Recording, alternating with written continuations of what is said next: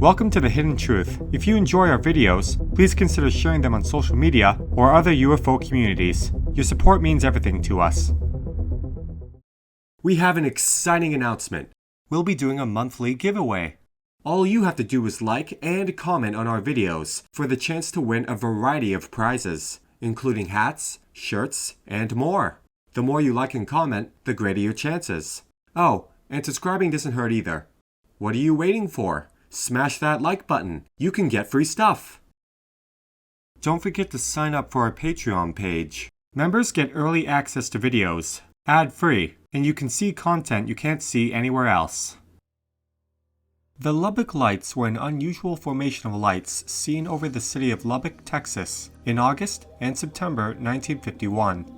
The Lubbock Lights incident received national publicity in the United States as a prominent UFO sighting and was investigated by the U.S. Air Force, who ultimately concluded that the lights were positively identified as a very commonplace and easily explainable natural phenomenon. Edward J. Ruppelt wrote that the first sighting was reported by 3 professors from Texas Technological College. August 25, 1951, was a quiet summer night in Lubbock, Texas.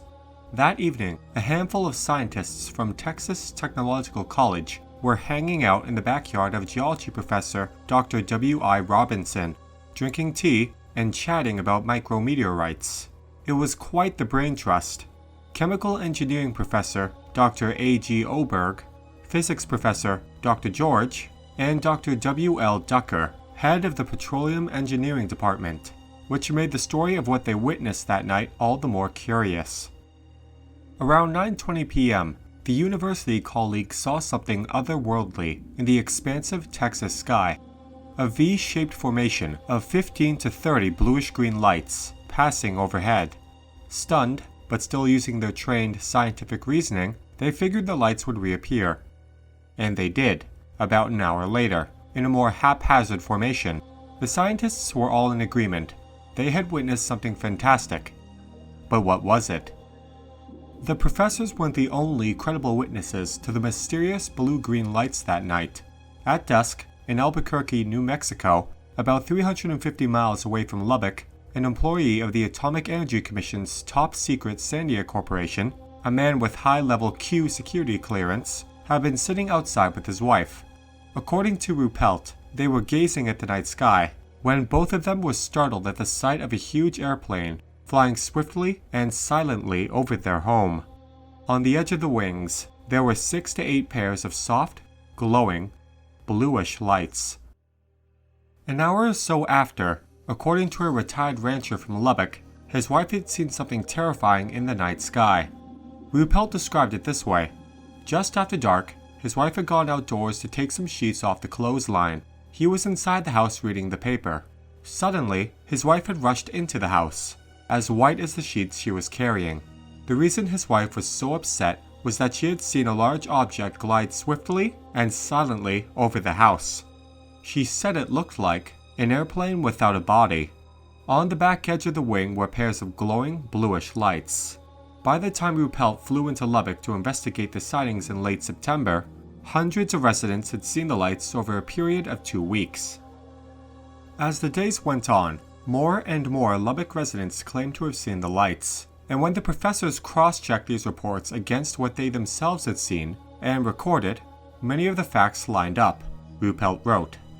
Of course, few if any have recorded the phenomena with the same level of detail as the professors, but while many observers offered incomplete or poorly expressed recollections, there's little doubt that whatever people were seeing was something real.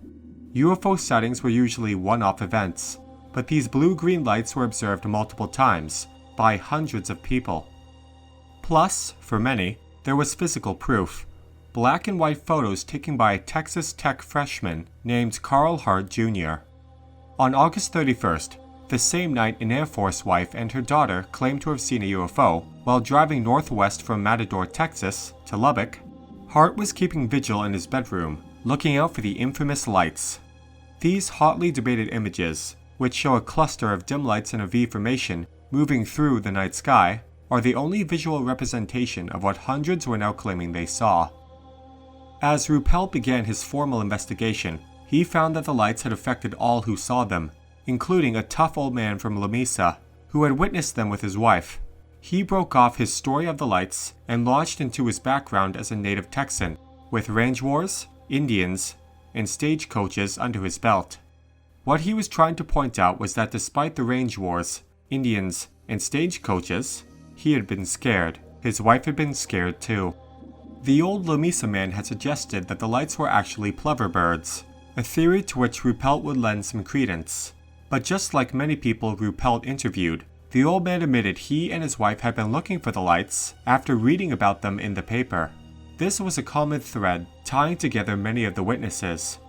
Very few claimed to have seen the lights before reading the professor's story in the paper, Ruppelt wrote. But this could get back to the old question: do people look up if they have no reason to do so? The professors and other witnesses, tired of explaining themselves and what they saw, almost totally ceased giving interviews by the 1970s.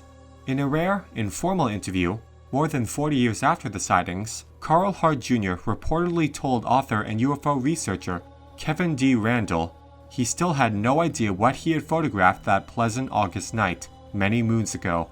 Thus, the mystery of the Lubbock Lights remains unsolved. However, we can be sure of one thing: this wasn't a flock of birds. What do you think were the origins of these mysterious lights? Let us know in the comments below.